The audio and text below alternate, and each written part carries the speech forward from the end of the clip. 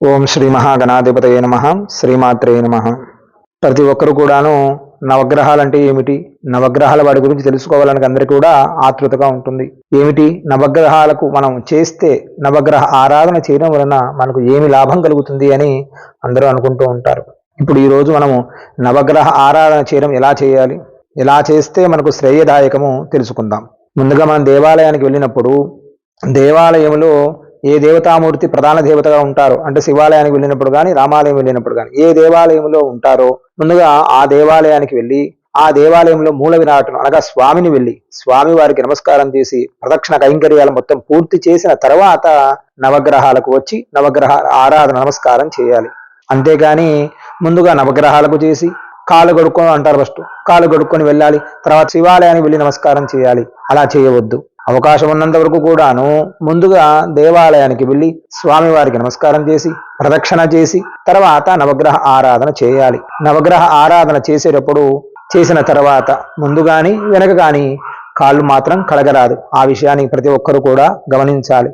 నవగ్రహాలు వారు కూడా దేవతలు. ఎందుకంటే ఏదో మనం చేయకూడదానివి చేస్తే కాలు కడుక్కోమని చెబుతారు. అంటే ఏమిటి, ఏదో దానం చేశాము అక్కడితో పోవాలి కాబట్టి కాలు కడుగుతాం. అదే అర్చన చేశామండి, మరి కాలు కడగొచ్చా? కడగకూడదు. ఎందుకంటే అర్చన అంటే మనను శ్రేయదాయకంగా చేసాం. అర్చనలు చేయడం వలన మనకు శ్రేయదాయకం కాబట్టి ఆ నవగ్రహాలు ఏదైతే ఈతి బాధలు ఉంటాయో ఆ బాధలు తొలగించమని ఆ దేవుడికి ఆరాధన చేశాము. మనం వెళ్ళి మళ్ళీ కాలు కడిగామనుకోండి, అక్కడితో ఆ చేసుకున్న ఫలితం అంతా కూడా పోతుంది. కాబట్టి ఈసారి మళ్ళీ దేవాలయాన్ని వెళ్ళినప్పుడు మీరు మరిచిపోకుండా దైవ నమస్కారం చేసిన తర్వాత ఈశ్వరుడికి నమస్కారం చేసిన తర్వాత నవగ్రహ ఆరాధన ప్రదక్షిణ చేసిన తర్వాత అర్చన చేసిన తర్వాత ఎట్టి పరిస్థితిలో పాదాలు కడగవద్దు. ఆ విషయాన్ని మీరు గమనించాలి. జ్యోతిష శాస్త్ర ప్రకారముగా ప్రతి ఒక్కరికి కూడాను గ్రహ ఆరాధన మంచిది. ఎందుకంటే ఏ ఏ గ్రహాలు జన్మవశాత్తు లగ్నాత్ వశాత్ అంటారు. అంటే జన్మకుండలి ప్రకారంగా వారికి ఏ ఏ గ్రహాలు ఇబ్బందికరంగా ఉంటాయో ఆయా గ్రహాలకు వారు ఆ నవగ్రహ ఆరాధన చేయడం వలన చాలా శ్రేయదాయకము. కాబట్టి ఏ ఏ గ్రహాలు వారికి ఇబ్బంది పెడుతూ వాళ్ళను ఆటంక రూపంలో కనబడుతూ ఉన్నాయో ఖచ్చితంగా ఆ గ్రహ ఆరాధన చేసి ఆ నవగ్రహ అనుగ్రహం పొందండి. నవగ్రహ ఆరాధన చేయడం వలన ఏం లాభం అనుకుంటున్నారేమో. ఈశ్వరుడు మనకు దేవాలయం వెళితే ఈశ్వరుడు ఆరాధన చేయడం వలన మన అందరికీ మంచిదని తెలుసు. అదే విధముగా మనకు నడిచే గ్రహాలలో ఏ గ్రహం నడుస్తే ఎంత బాగుంటుందో తెలుసుకుందాం. సూర్యుడి ఆరాధన చేయడం వలన ఆయుష్ ఆరోగ్యం సంపూర్ణంగా ఉంటుంది. శరీరం రక్తం సంబంధించిన బాధలేమీ ఉండవు. ఎముకలలో దృఢత్వం కలుగుతుంది. చంద్రుడిని ఆరాధన చేయడం వలన కీర్తి విశేషములు జరుగుతాయి. మనందరూ కూడా పిలిచి గొప్పవాడు ఫలాని వాడు గొప్పవాడు అని చెబుతారు. చంద్రుడిని ఆరాధన చేయడం వలన అలాగా ఉండాలి, ఫలాని వాడిలాగా ఉండాలని చెప్పి మనను ఉదాహరణగా తీసుకుంటారు. చంద్రుడిని ఆరాధన చేస్తే కుజుడిని పూజిస్తే భూములు కొనాలి అనుకున్న వారు వారికి శుభదాయకము కుజుడు. కుజుడికి సంబంధించినంత వరకు కూడాను భూమికి ప్రధానమైన వాడు కుజుడు.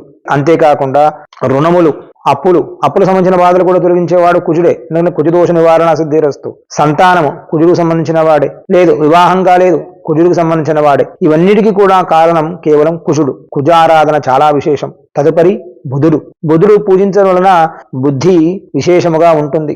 6th సెన్స్ 7th సెన్స్ అంటాం కదా, అదే విధముగా బుధుని ఆరాధన చేయడం వలన మనకు తెలియని మేధస్సు ఎంతో శక్తివంతంగా పనిచేస్తూ ఉంది.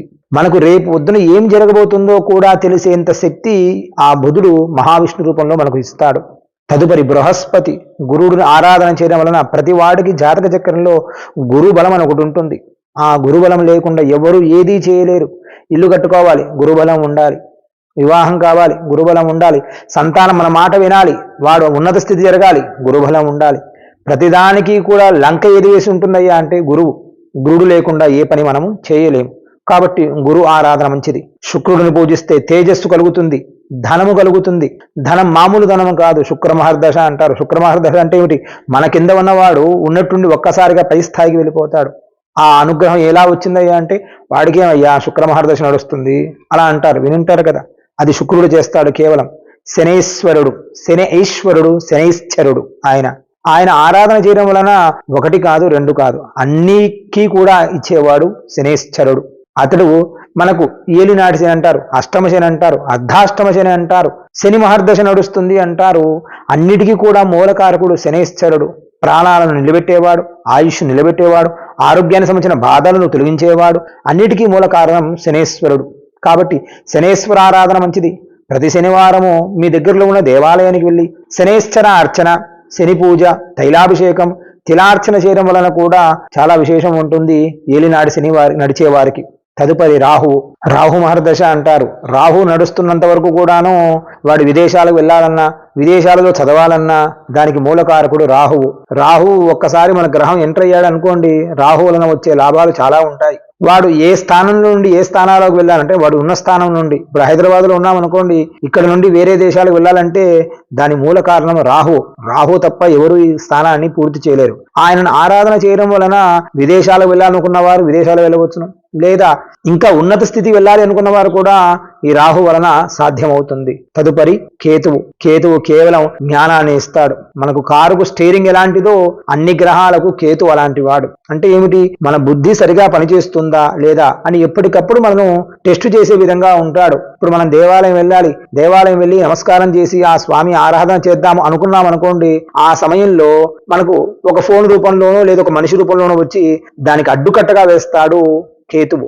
ఈ విషయాన్ని కూడా మీరు ఖచ్చితంగా గమనించి ఆ ఆదిత్యాది నవగ్రహ ఆరాధన సంపూర్ణముగా చేసి ఆ నవగ్రహ ఆరాధన పొందాలని కోరుకుంటూ, అదే విధముగా అవకాశమున్నంత వరకు కూడాను మీకు ఏ జాతకాలలో గ్రహాలకు ఏ గ్రహాలు నడుస్తూ ఉన్నాయో ఆ గ్రహానుసారముగా ప్రదక్షిణ చేసుకోండి. సూర్యుడు నడుస్తూ ఉన్నాడు, చంద్రుడు నడుస్తూ ఉన్నాడు అన్నప్పుడు సూర్యుడితో ప్రదక్షిణ మొదలు పెట్టండి. సూర్యుడితో ప్రదక్షిణ ఎండు చేయండి. అక్కడితో సూర్య నమస్కారం చేసుకుంటూ ఓం సూర్యాయ నమః, ఓం సూర్యాయ నమః అనుకుంటూ ప్రదక్షిణ చేయండి. ఏ గ్రహం అయితే మీకు జాతకంలో నడుస్తుందో ఆ జాతక ప్రకారంగా ఆయా గ్రహాలకు ప్రదక్షిణ చేయండి. దాని వలన కూడా మీరు ప్రశాంత జీవితాన్ని గడపగలుగుతారు. అంతేకాకుండా ప్రతి దేవాలయానికి వెళ్ళి దేవాలయంలో ఉన్న దేవతామూర్తులను అవకాశం ఉన్నంత వరకు కూడా ముట్టుకోకుండా ఉండడానికి ప్రయత్నం చేయండి. ఇప్పుడు ఏదో గంధం పెడుతున్నాము అప్పుడు కాకుండా విడిగా వెళ్ళి కొందరు ముట్టుకుంటూ ఉంటారు, అలా ముట్టుకోవద్దు. ఎందుకంటే అపరిశుభ్రంగా ఎక్కడి నుంచి వచ్చి ఉన్నామో తెలియదు, మనం బట్టలు వేసుకున్నప్పుడు ఎలాంటి బట్టలు వేసుకున్నామో తెలియదు. అలా తెలియకుండా వెళ్ళి ఆ దేవతలను ముట్టుకోవడం వలన